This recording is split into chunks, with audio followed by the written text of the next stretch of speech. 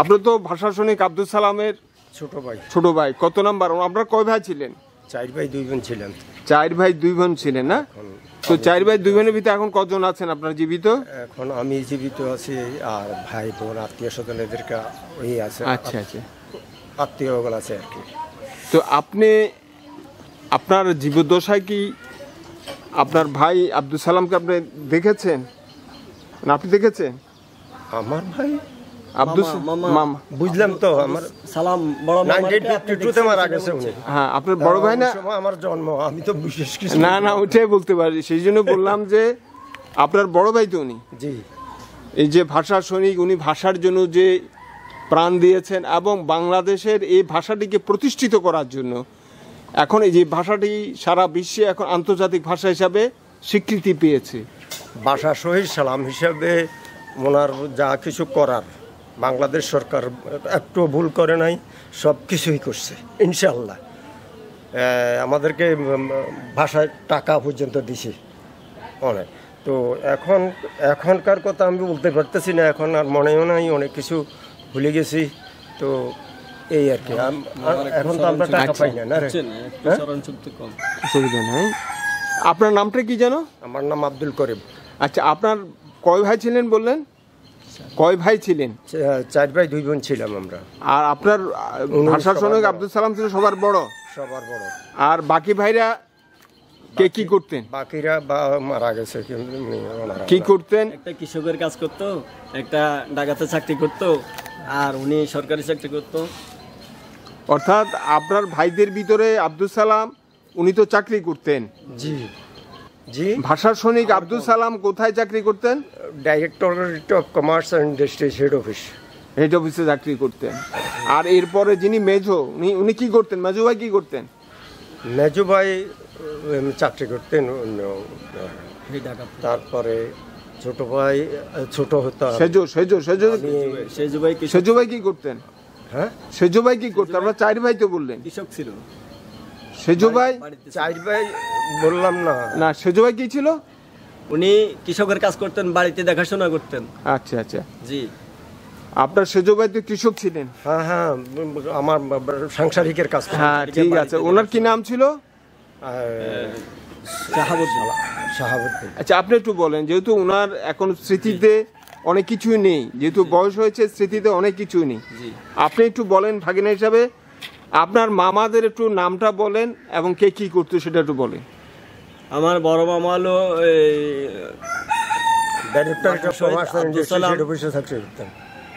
তারপরে আরেকজন হলো আব্দুল সোবান। কে কি করতো সেটা বলেন। চাকরি করতেন। তারপরে তারপরে মামা যেটা সেজু মামা যেটা, এটা বাড়িতে সাংসারিকের দেখাশোনা করতেন, কৃষিকাজ। আর ছোট মামা সরকারি একটা চাকরি করতেন, উনি সুবেদার আব্দুল করিম। আর বোন 2 জায়গায় আছে, একটা আমার মা, আর একটা। আপনার মা কত নাম্বার বোন? আমার মা ছোট। ছোট বোন না? সবার ছোট। ভাইদের ভিতরে আপনার বোন এবং আপনার খালা? জি, 2 জন। কত নাম্বার ছিল বোনরা? বোনেরা এদের ছোট ছিল, একটা বড় আছিল, একটা মামার বড়, আরেকটা এদের ছোট। আচ্ছা আচ্ছা। তো এই যে দেখেন আপনারা, এই যে ভাষা সৈনিক আব্দুল সালাম, আপনি ওনার ভাই, আমরা আপনাদেরকে নিয়ে গর্বিত। এই জন্য গর্বিত আজ যে আমরা যে ভাষাটিতে কথা বলছি, যে ভাষাতে আপনার সাথে কথা বলছি, আপনি আমার সাথে কথা বলছেন, সেই ভাষাটি প্রতিষ্ঠা করার জন্য আপনার ভাই মারা গেছেন, শহীদ হয়েছেন বাংলা ভাষার জন্য। উনি শহীদ হয়েছেন এবং উনি এই যে অবদানটা রেখেছেন ভাষার জন্য, সেটি আমাদের যারা আমরা বাংলাদেশি, যারা আমরা বাংলায় কথা বলি, তাদের জন্য একটা বিশেষ প্রাপ্তি যেটা উনি দিয়েছেন। আজকে আমরা বাংলা না হলে কথা বলতে পারতাম না, বা আমাদের ভাষাটি আন্তর্জাতিক ভাষা হিসাবে যে প্রতিষ্ঠা পেয়েছে, স্বীকৃতি পেয়েছে, সেটি আমরা পেতাম না। আজকে আমরা গর্বিত, এই জন্য আপনার ভাইয়ের জন্য আমরা গর্বিত। পুরো বাংলাদেশের মানুষ আমরা যারা আছি সবাই আমরা গর্বিত। এখন আপনি একটু বলেন আপনার ভাই সম্পর্কে, এই যে বিশেষ অবদান তিনি রেখেছেন, আপনার অনুভূতিটা বলেন। আপনার কাছে কেমন লাগছে এই যে আপনার ভাই, ভাবতে কেমন লাগে? আমার ভাই মারা যাওয়ার পরেও আমি অনেক জায়গায় গেছি, অনেকে আমাকে ডাকছে, এটা তো ভুল নাই, কিছুই ভুল নাই। অনেক আত্মীয় স্বজন, অনাত্মীয় অনেক, ওই ওনার মতো একজন, ওনার মতো একজন, অনেক আসছে। ইনশাল্লাহ আমরা এটা সহজেই মেনে নিছি, কোনো অসুবিধা নাই। তো আপনারা যেটা বলতেছেন এটা এখন তো নতুন, আমারও অবস্থা শেষ প্রায়, বলতে পারবো না আজ আছি না কাল আছি। তো এখন আমি অনেক কিছু ভুলে যাই, এটাই। আমার কাছে তো ওনার বাড়িতে আসছি, আপনাদের বাড়িতে আসছি, আমার কাছে তো গা শিহরিত হচ্ছে। এই জন্য হচ্ছে যে আমি সেই মানুষটির বাড়িতে আসছি যে মানুষটি ভাষার জন্য প্রাণ দিয়েছে, ভাষাকে প্রতিষ্ঠিত করেছে, সে ভাষা সৈনিক আব্দুল সালামের বাড়িতে আমি অবশ্যই এটার জন্য এটা আমার কাছে আমি আসলে খুব বেশি, এত বেশি আবেগপ্রবণ হয়ে গেছি। ভাষা শহীদ সালামকে আজ পর্যন্ত কোনো বাঙালি বা ইন্ডিয়ান ও পাকিস্তান কেউ বিতর্ক করছে বা কোনো কিছু বলছে এরকম আমি শুনি নাই। আমি এতদিন